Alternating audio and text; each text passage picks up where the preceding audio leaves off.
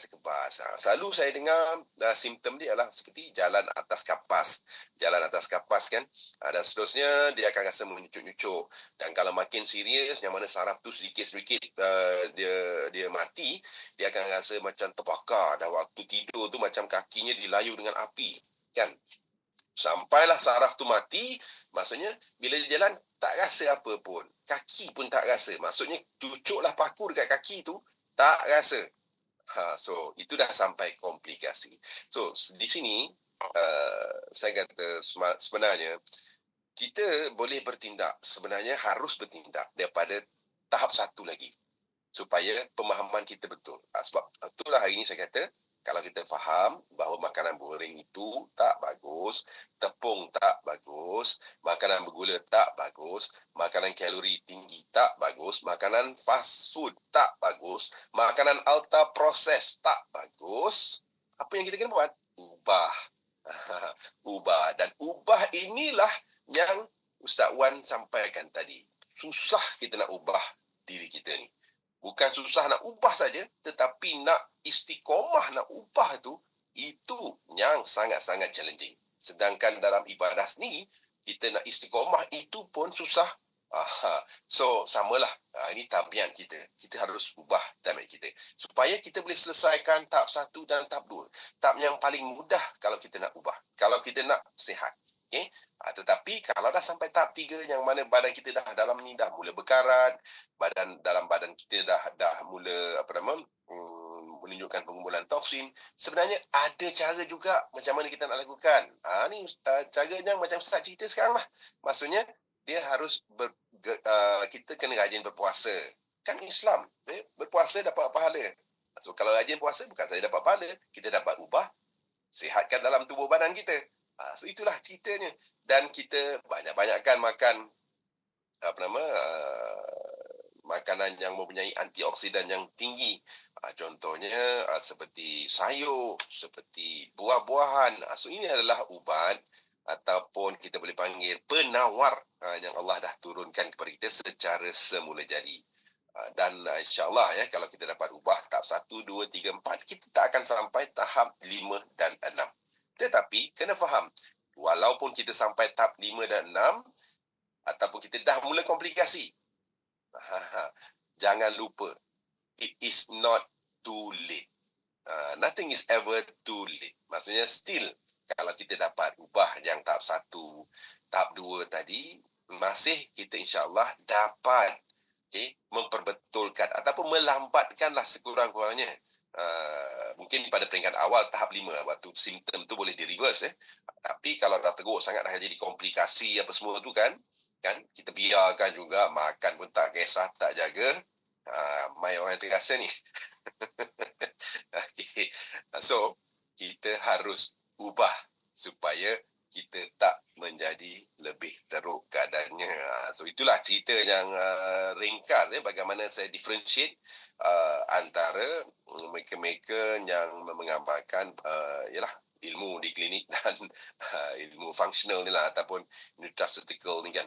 Okay. Dan untuk mereka-mereka yang mengamalkan nutraceutical ni selalu dia akan showkan lebih kepada contohnya ekstrak-ekstrak buah-buahan ataupun ekstrak-ekstrak tumbuhan yang semuanya mempunyai ejen-ejen ataupun kesan antioksidan yang tinggi, kesan anti peradangan yang tinggi. Itu berlaku peradangan dalam badan. Itu belum saya kupas lagi apa yang berlaku apabila berlaku peradangan dekat otak. Aduh, kalau peradangan ke otak itu yang jadi cepat nyanyuk tu. Yang cepat nak hafal Quran pun susah tu kan.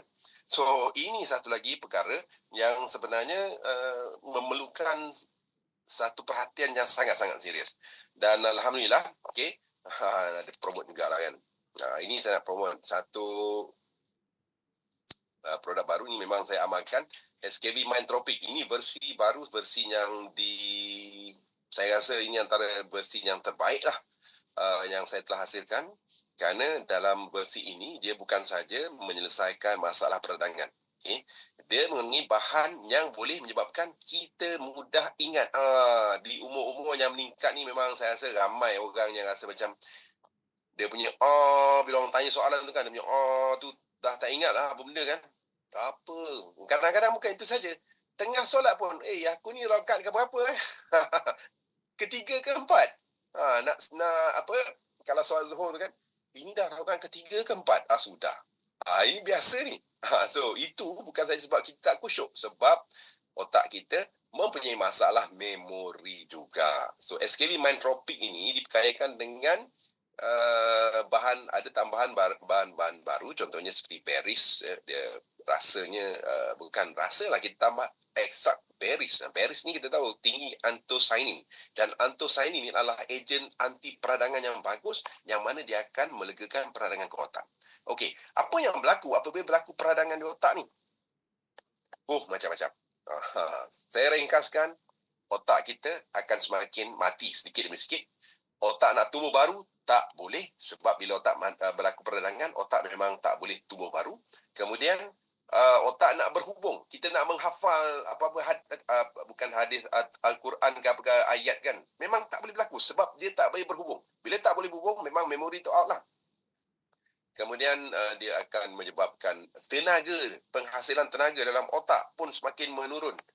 So, itu memang menyebabkan melemahkan otak. Dan sebenarnya dalam SKB Mindtropic ni, antara hero ingredient ni lah ialah sejenis bahan yang dinamakan sebagai fosfolipid. Yang mana, kalau ditanya saya kenapa saya pilih, sebab fosfolipid ini, dia satu-satunya yang dibenarkan oleh FDA. FDA ni macam Kementerian Kesihatan kat United States lah. Yang dibenarkan tulis dekat kotak ni, bahawa dia dapat mencegah ataupun melambatkan proses demensia dan juga penurunan kognitif. Apa maksud tu? Maksudnya dapat mencegah nyanyuk, dapat mencegahkan penurunan tahap minda kita. Itu yang penting, kan? Kita tak naklah bila satu hari tengok cucu pun tak kenal. Right. Tengok cucu tak kenal, okey lagi. Tengok husband pun tak kenal, awak siapa? So, itu juga satu masalah lah. Right. So, insyaAllah dapat dicegah. Dan ada satu kajian yang saya tertarik apabila seorang wanita yang umurnya 50 tahun, ini kajian yang dikeluarkan dalam jurnal perubatan. Dia mengamalkan fosfatidilserin sebanyak 500 mg selama 3 minggu. Dia dapat mengundurkan keupayaan otak dia yang dah lemah tu, mengundurkan semula 13.9 tahun. Wah, bayangkan. Maksudnya otak kita menjadi muda balik 13.9 tahun. Contohnya dia 50 tahun, dia boleh mengundurkan balik seolah-olah seperti otak dia tu 13.9, maksudnya lebih kurang 35.1 tahun. 36.1 tahun. Nah, so ini bagi saya adalah something yang kita boleh amalkan. Kita boleh amalkan di samping kena jaga gaya hidup sihat. Di samping itu, ialah apabila mendalami ilmu, kita istiqomah. Ini juga boleh mengasah minda kita. Baguslah mereka-mereka yang sentiasa konsisten bersama-sama dengan Usrah Miftahul Jannah ini. Semoga fikiran anda, otak anda, keupayaan kognitif anda sentiasa diasah oleh Ustaz Wan kita. So, kita doakanlah sekali lagi, semoga pengasah kita ni dia sentiasa diberikan Allah kesihatan, insya-Allah. Dan akhir sekali, saya ambil peluang juga di sini untuk mengucapkan selamat Hari Raya. Kita raya sebulan kan, selamat Hari